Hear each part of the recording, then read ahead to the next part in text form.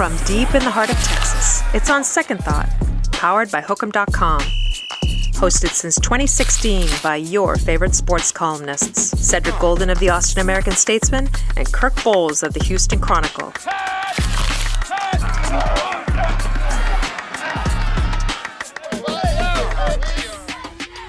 Let's do it, fellas. It's On Second Thought, brought to you by Hook'em.com. Cedric Golden here with the Taylor's favorite duck, Kirk Bohls. And Duck, I couldn't wait to do this podcast this week because, you know, as I consider you the journalist laureate of University of Texas Sports. 74 years in the business, and oh my God. It's up to you today, Kirk Bohls, and we're taping on Wednesday, December the 3rd. Thank you for joining us wherever you get your podcast, watching on YouTube. It's up to you today, one day after the announcement that the Texas Longhorns are number 13, an unlucky 13 in the college football playoff rankings with 1 week left, to tell Longhorn Nation all is not lost. The floor is yours, Mr. Bohls. Go ahead. What do you mean all is not lost? It is all lost. Quit being so real. It's all about the playoffs. Playoffs? Oh, no. I'd ask you. Done? Come on, Bohls. Do you think Texas got screwed by the committee? No, I do not. No. Why not? I do not. Because they lost to Florida. That's why. Yeah, that's why they didn't get screwed. I'm going to tell you, I'm just being real here. When they said they were going to give consideration to strength of schedule and reward teams for taking chances early in non-conference, I took it to mean that's in the event that you finish 10-2 with a bunch of other 10-2s. We're going to give you the nod then. But if you're on the outside looking in, banging on the door, and there's music going on inside, and they're not coming to the door, it's because it's a 10-2, 11-0 type of party, Doc. But is that right? I'm asking you, is that right? Is that fair? Because, as Sark has pointed out on every radio show from here to Timbuktu, what are you trying to say? Since beating the Aggies, is that the top two data points, strength of schedule, and Texas is number 8 still. Strength of records, 12. So those are two very high marks, higher than a lot of teams that are in the CFP are already locks for in. And then the second thing is head-to-head. Now, they beat Vanderbilt, and they're ahead of Vanderbilt. And Vanderbilt's, squawking is, I don't blame them because I think they're one of the best teams in college football too. But Oklahoma, Texas beat Oklahoma on the field 23-6. It wasn't close. Shut out OU in the second half. OU's offense is terrible. We all know that. So if you just use those two metrics, strength of schedule, played 5 top 10 teams, won 3 of them. Nobody else has done that. Nobody else has even played 2 top 10 teams, more than 2. And so by that metric, I think they probably did get the shaft from the committee. Now, to flip you're missing one metric. You're missing the metric, Doug. No, it's lost the floor. And they don't list it. It's your record. It's your record. But all records all that other stuff is window dressing if you're 9-3. Then don't put it in. Don't put that data point in. Say number 1's the record, because no 3-loss teams ever made it. And that kind of understood that since no 9-3 teams ever received an at-large bid, because we're Does that mean it's right? Yeah, I think so. I don't. I think you got to get that group of 4 crap out of there. That I'm sorry. I know it makes me sound elitist, but the prospect of Jim Madison or Tulane getting in while Texas is sitting at the house, I think is laughable. But this is what you signed up for. And we can talk about strength of schedule and we can talk about head-to-head, but that's all in the context that you've got to have that special that special thing on your wrist, that little wristband that says, "Hey, I'm invited in because I'm 10-2, 11-1, or 12-0." That's just how the cookie crumbles. And I hate it because in my heart of hearts, Duck, the Texas Longhorns are one of the best 10 teams in America. And the Georgia getting punked again at Georgia dropped them from 10 to 17. 7 spots. That's 7 spots. And so they follow up with a nice little run, including a win over Aggie. Of those 7 spots, they only made up 4. So it's the record. Nothing more, nothing less. That should be in the bylaws that make it number 1, the record. The record. I don't know. I think they didn't put it in there because it's understood, I think. I don't think anything's understood. That's why everybody's up in arms. What I understand is they've never had a 9-3 team in, and they won't until they expand. Well, they did with Clemson, but they won the automatic. Not an at-large 9-3. They had to win the ACC to get in. Exactly. If they lose, if they're 9-2, let's just say they play 11 games and they lost in the ACC title game, they don't get in. They don't get in. But Duke may be in. 7-5 Duke. Gotta win the conference. But 7-5 Duke. But Duke still might not get in, Duck, because they're nowhere to be seen in the rankings. I'm not sure they deserve to be in. They're 7-5. Right, and if you go back to the record, like you said, leave them out. Give me North Texas. Give me Jim Madison. Give me Tulane over a bad Duke team that won a really horrible ACC. Well, one of those teams is getting in, but there's a prospect of 2 of them getting in if Duke wins and being so lowly ranked that they wouldn't get in. So you might have a group of 5 getting 2 bids instead of one. I'm writing that today, and you're looking at Miami while Jim Madison rolls in there, possibly. You're looking at Miami possibly not making it for a second straight year with a 10-2 record. Yeah, my thing is, I'm arguing more for a 3-loss team that plays a damn good schedule. Maybe the toughest schedule in the country, not Texas 9-3 so much. I'm arguing for 9-3 teams in the future. I put in my 9 things this week. What if a team played 12 ranked teams? You played the best teams in the country. You're number 1, and you're 8-4.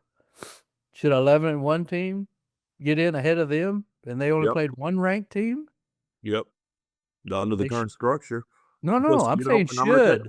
I'm saying should. I don't like any 8-4 team getting in, and quit scheduling so many big dogs. I mean, you got to beat sooner or later you're gonna have to land some punches in those fights. Well, I just said you won 8 games. Yeah, but I'm telling you, Doug, 8-4. Come on, I don't care who you're playing. You don't get in there. I'm just saying they should be in the argument instead of 11-1. All right, I'll ask you, Miami, Notre Dame, which team's the best team? Miami beat Notre Dame, didn't they? Thank you. They did beat Notre Dame. Why are they behind Notre Dame in the CFP rankings? Because human beings are too involved, and they're not looking at just the raw data.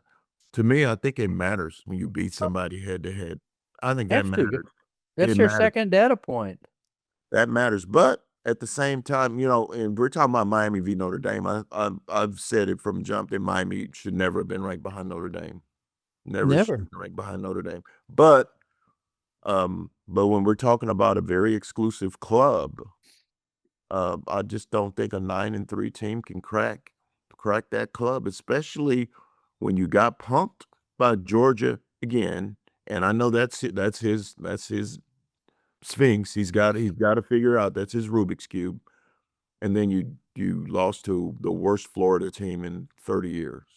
And you got to own that. You got to own that. I applaud Texas for beating Aggie decisively. I applaud Texas for being up 34-10 on Vandy. I applaud Texas for beating Oklahoma and holding them on the end zone for a second straight year. They have done great things over there. But you're in the SEC now. You could show up sleepy out in a Big 12 game, and you still probably would have gotten out of there with a win that day. But the SEC still has premier athletes. And Eric Henry, our good friend Eric Henry that covers UT, he said he walked on the field. We were old people. We don't do that, walking on the field before the game, because we might not make it back up to the press box. But he said he walked out on the field, and he said the Florida guys came out of the locker room and they all had their heads down. There was no buzz. He goes, they were ready to go 1, 2, 3 Cancun. And then Texas forces a fumble on the first play from scrimmage and doesn't get the ball. Right. We believe that if Texas goes in and scores a touchdown, and Florida was ready to lay down because they were firing their coach and that team was going nowhere. And then the Longhorns just didn't try hard.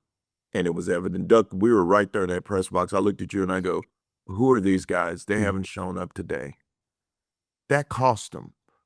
In the SEC, you can't blink because you can get got. And they got. And that's why we're going to be going to the Citrus Bowl in 3 weeks. That's where we're going to be.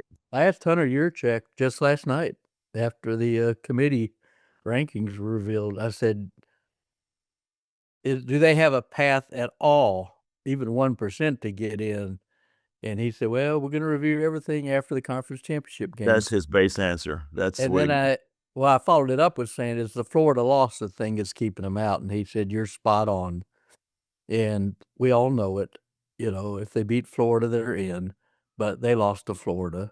So, but Notre Dame. Explain that. Can't politic that one away. You can't. And you shouldn't. It's part of who they are. Don't count me the radio shows you do.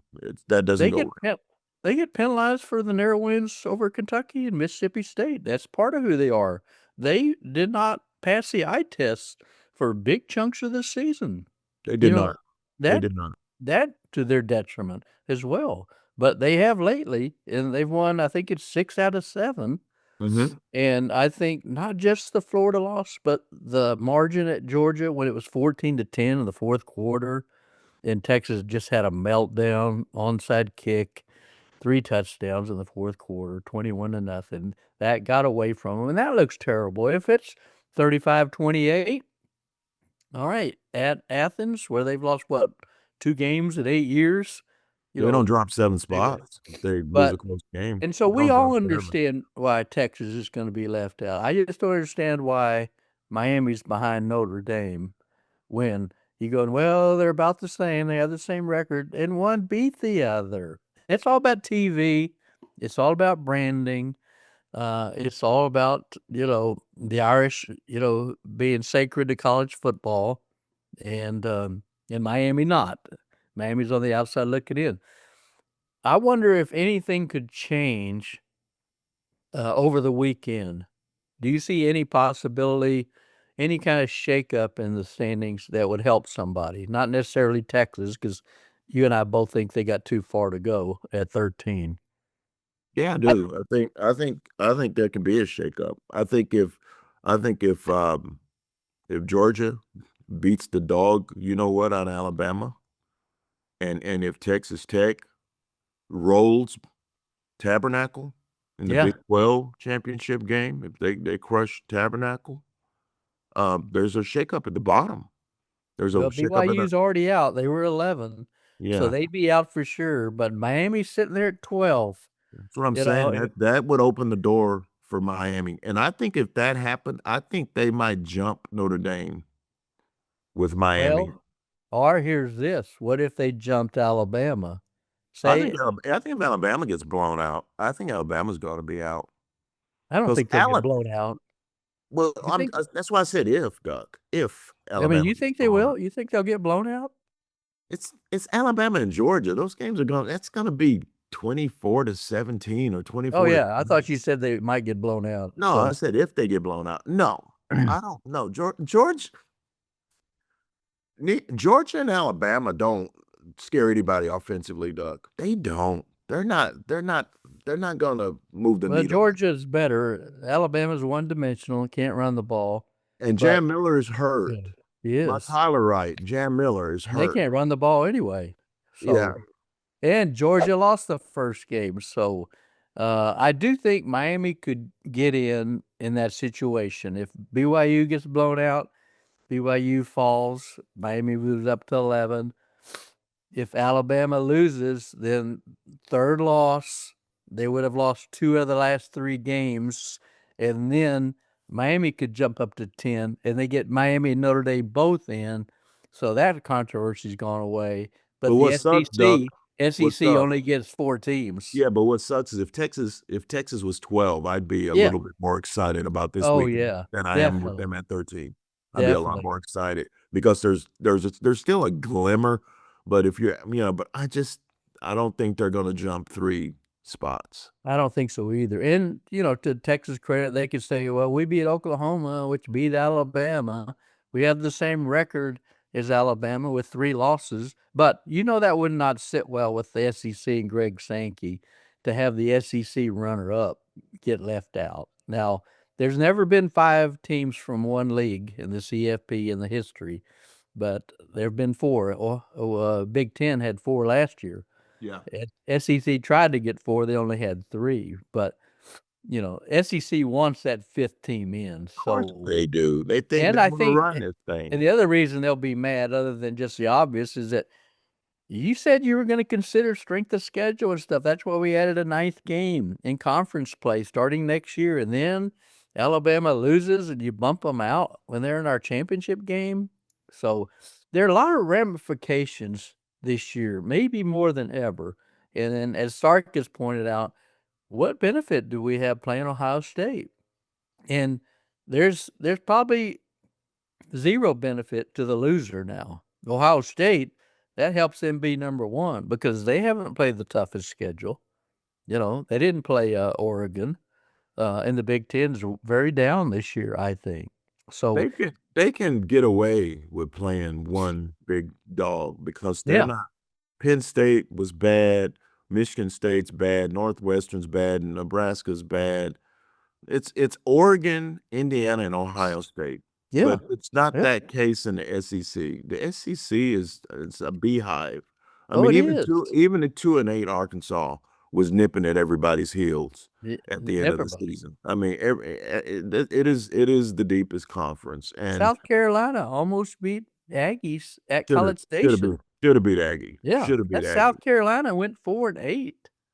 Up 30-3 in College Yeah. Station. Shoulda beat Aggie. Yeah, Shoulda and beat Aggie. Florida, that crummy Florida team that's holding Texas back, beat Florida State, which beat Alabama. You can do that comparative score, until the cows come home, I realize. But You know if and the these other rankings hold up, isn't it numbers? No, isn't it if these rankings had held up and Texas had somehow gotten to 10, it would have been Texas at Texas A&M in the first round. That would have been delicious, Doug. That would have been absolutely. But I delicious. don't think it might have been. I'm surprised A&M dropped as far as they did, 4 spots to number 7.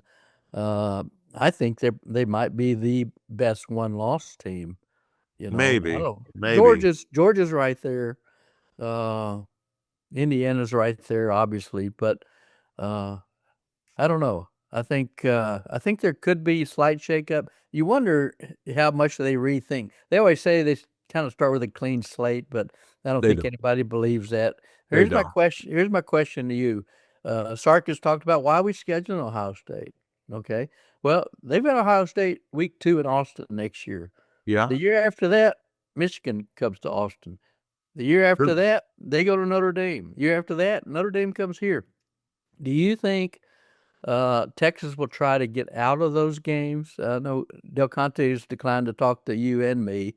He just doesn't want to touch this subject. But do you kind of think they'll either try to get out of those games or just not schedule them anymore? They're not going to schedule them anymore. They may go through with their contractual obligations. I don't know.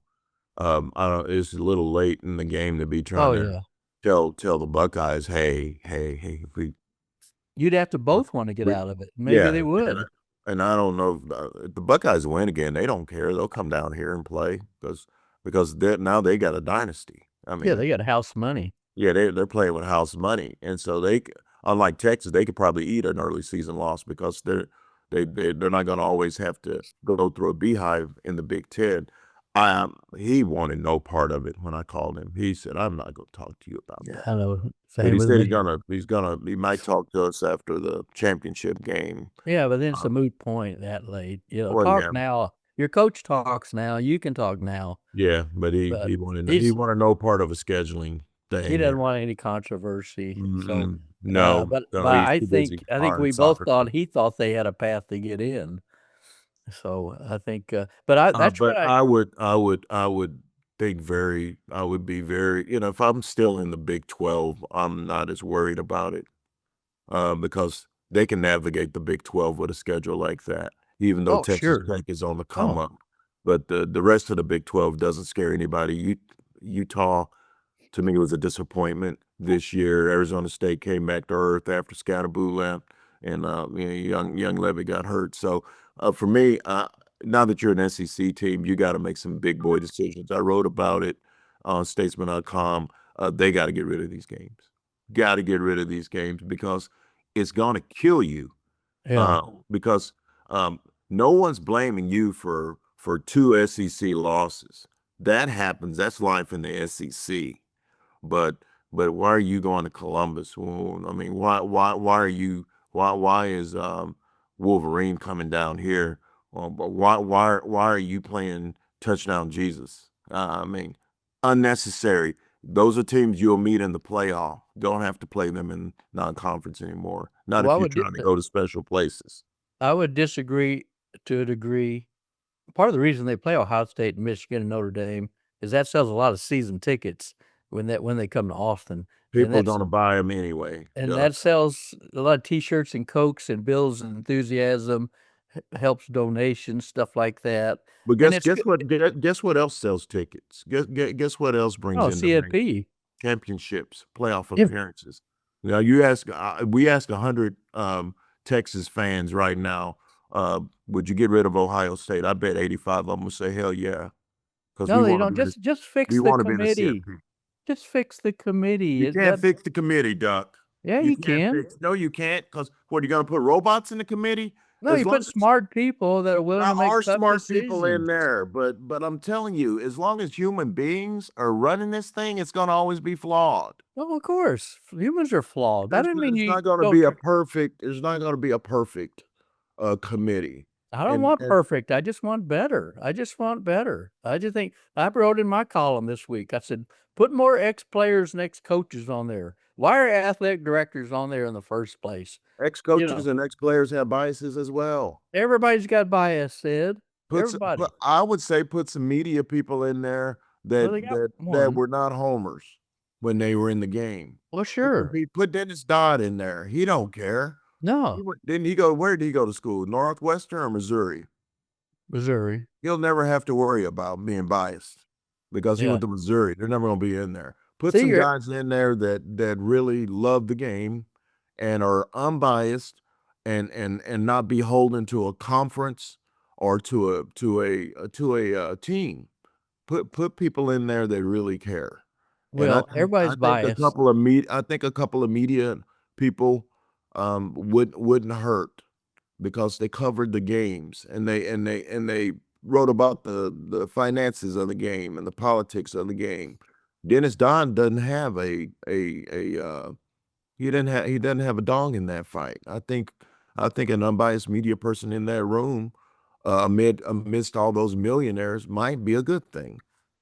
Well, you're making my point. That's how you fix the committee. Put football people in there, people that play the game, people that coach the game at a high level, writers or broadcasters, as you Those just people said. still have to be those people still have to be interested in. They still have to be invested in watching it. Don't just come because there are people voting for the Heisman that don't even watch college football. Well, when you talk about 1,000 voters, we're talking about 13. Okay, you don't need 1,000, and that's why I mentioned Mac Brown. I mentioned Frank Beamer.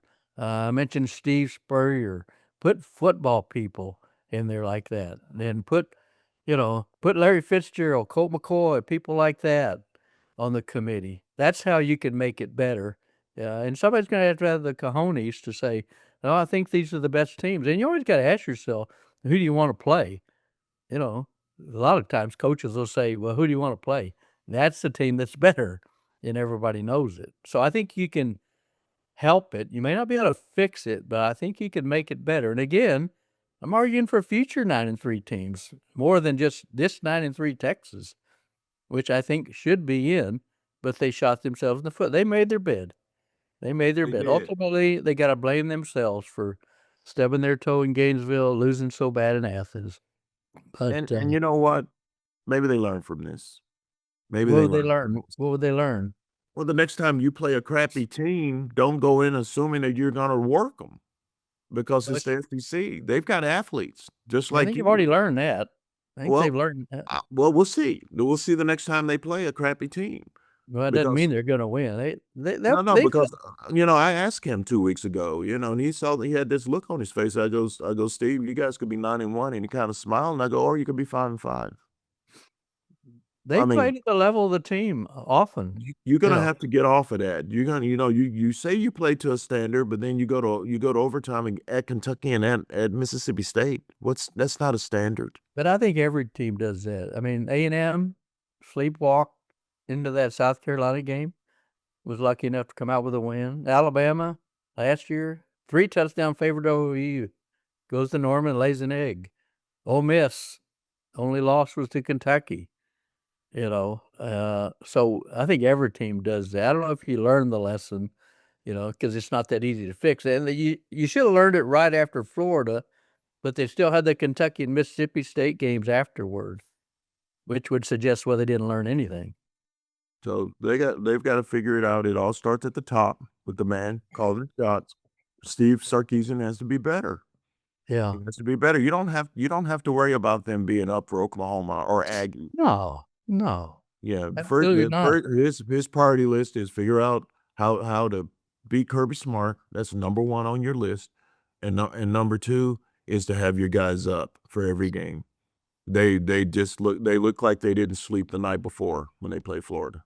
You only have 12 games regular season. That ain't many. It's not that many. It's not college baseball season where everything's a series. And that's You where I can lose take a my hat off. series and come back. Where I take my heart off Kirby Smart. They play hard every week, every week. Saturday. You know what you're getting. You know what you're getting. Yeah. Then Ryan Day's got Ohio State playing that. Yeah, he had the Michigan thing, but everybody's got one. You know what, Doug? You know what? I think Texas plays hard every week. I just don't play well every week. Yeah. You can tell when it's the Texas team that's not amped up. And they weren't amped up at Florida. And they didn't really take 100% amped up to beat Florida. If they could have come in at 75%. Oh, yeah, they were terrible that day. They were just that was the worst. Yeah. I mean, Georgia just punks them every time they play them. Every time. But they try hard against Georgia. They just can't figure Georgia out. But Florida was a bad team that was beating a good team. And what did I say to you in that press box that day? I go, they just cost themselves a playoff spot. Sure. They're not going to make the playoffs because of this today. They were sitting there 3-2, remember? They were sitting 3-2 at 7 games. Yeah, they were done. Yeah. They were done 5 games in, and we still got our goals ahead of us. You're going to run the table now? You just lost to Florida. You can't even find the table. We're surprised they won 6 of the last 7. That showed me something. You know what? Arch really came on strong. You got to hand it to that kid. I love what I'm seeing from Arch Manning, Doug. I just do. He's going to be in New York next season. If he stays healthy, he is going to be in New York next season because he's had to go through some things to get here. Yeah. But they build an offensive line around him. Emmett Mosley is fine. White Chocolate is fine. They need another dog. Wingo, 1 more year, Doug. He's a sophomore. They're going to be fine. They just got to get some blocking, and I think Quinn Trayman will be back. So they're going to be fine up front. Goosby's going to be another year better at left tackle. Let me tell you something. You got to figure out that defense. But I think that the Longhorns, the hype will be more realistic next season because you're going to have a seasoned Arch Manning with 1 year under his belt, ready to roll. I'm really excited about them next year. We're going to be in Orlando for the Citrus Bowl, probably against Michigan. That's probably what's going to happen. The journalism crew's going to be in Orlando covering Texas. And that's not a bad bowl game. But oh, what could have been if they had beaten the Florida Gators. Yeah. It was a compelling season. It really is. It always is with Don't you love it Texas. when you talk about it like it's over? They still got another game, but it is technically, Duck, it is over. Oh, I think with the fans, it's over too. You know, a lot of them will check out. I don't know how many Texas fans will go to Orlando They'll for the go Citrus Bowl. because it's Orlando. I don't think they Yeah. would have gone to Memphis. I don't think they would have shown up in numbers, but they'll go see the mouse and they'll go enjoy some warm weather in December and enjoy that city. It's a cool town, so they'll go. Texas was Yeah. for that. We'll see. The Aggies, we expecting from the Aggies in the playoff? I think they. Well, we'll see who they play first. They'll be at Man, home. They'll be they're at gonna home be at the against. house, and Duck will go. Yeah. We'll go. Me and you'll be there. We'll cover the Aggies. You know, we'll make sure it's a professional press conference after the game. Make sure that Coach Elko's happy with the accommodations there at Kyle Field. Make sure it's not too noisy for him. They're not playing Texas, then they're probably they'll be favored to win. They're a little skitsy. The South Carolina thing was an eye opener. If they were playing, I'll tell you this right now. If they were playing Texas in the first round, I'd take the Longhorns, and I'm not even blinking twice. You They take Texas over there? Mhm. They beat them last year over there. Yeah, I I would. don't know. Yeah, Marcel Reed is different this year. He is, but they Yeah. can be had on the back end, and Arch Manning ain't scared of A&M. Arch I think Manning is different this I year. think the Aggies will do well. They're probably open with James Madison or Tulane, something like that. Well, I can't wait to see that. And That'd get be in the exciting. quarterfinals. And I think they're good on both sides of the ball, which is why I think they do well. And I think Mike Elko's an elite coach. They lose Colin Klein, who's going to Kansas State. How big a setback for the Aggies is that moving forward? I love Colin Klein. We loved him as a player. He's a terrific. great young play caller. He's going back home. Yeah. He was the face of the Bill Snyder K-State Wildcats of the 2000s. I like me some Colin Klein, and that's an incredible hire. Good for that young man. He gets a lot of credit for the Marcel Reed blow up this year, and it's good to see that he's getting rewarded for his efforts. Yeah, I think so too. I think you like seeing young guys. Him, Will Stein. That's The cool. offensive coordinator is going to be at Kentucky. I like Will John Stein, Will Sumrall. Stein 10 years ago was an assistant coach at Lake Travis. Yeah. And look where he is Yeah, now. and he was at Incarnate Word calling plays. Now he's a head coach in the SEC. That's big time. That's big time. I think that's good. John Sumrall, I thought, was a good hire by Florida. The Tulane coach, Lane Kiffin. I think he'll win an. Think he'll win a natty at LSU. Maybe. Yeah. If he doesn't leave. You and I understand it though. He's had a blue blood now. He doesn't Let's see how he does now, because to me he's just an updated version of Mike Leach, and Mike Leach never coached at a blue blood. So let's see if that shtick, that's what it is, shtick, works at LSU, where if you go 9-3 more than 1 year, you're gonna get fired. So let's see if that works at LSU, especially with the governor. He's been at USC. He's been at Tennessee. As an assistant. He's a head coach. No, he's the head coach at USC. That did not end well for him. He's head coach at Tennessee. Is that where he got fired on the tarmac, Duck? Yep. Okay, that was a tarmac job. Got it. Yeah, I think he'll do well because he don't want to have to rely on the portal as much, and LSU's going to spend big bucks, no matter what the governor says. So I think they'll be in the conversation. I was shocked Brian Kelly didn't do better. Not getting them in the playoffs. So I think he'll do. And Lane Kiffin will come to Austin next year. LSU's in Austin, I believe the schedule is. Let's get him on the podcast. Let's get him on Second Thought. He'd probably do it. He would do it. He probably would. So anyway, well, good talking about playoff, even if the team we cover on a daily basis isn't going to be in it. But the Aggies will, Red Raiders will, and a lot of other good teams. So it's going to be fun. I brought him on here, y'all, to bring some hope and some sunshine to Longhorn Nation. And what do we get? We get Kirk Bohls, Mr. Party Pooper. You don't even listen. You even listen. We both think they're going to be really good next year. We both think Arkansas is going to be New York. Your hearing is bad. I don't know. I'm the one arguing they should be in this year, and you said no. So who's the party pooper here? You're the party pooper. I'm Mr. Positivity. You're impossible is who you are, Mr. Impossible. But we are gonna be hitting it either way. We might get an Aggie on the podcast. Don't get mad at us because they're in the playoff, and we still have to pay our bills. So don't get mad at us if we get an A&M person on in the next week or so. That's gonna do it for On Second Thought. Thanks for watching. Check out Kirk Bohls' stuff on HoustonChronicle.com. My stuff on Statesman.com. We will reconvene sometime before the Citrus Bowl. We'll probably get on next week, Doug. We'll talk about the final CFP rankings, and we'll preview that, and we'll still hit on the Longhorns, even though they won't be part of the festivities. Thanks for joining us, guys, and we'll see you next time. Be safe. That's a wrap. You've just experienced On Second Thought, powered by Hook'em.com. Want more? Join Sed and Kirk every Thursday for a fun sports ride from the ATX. Find archived episodes anytime on YouTube, Apple, Google Play, and Yahoo.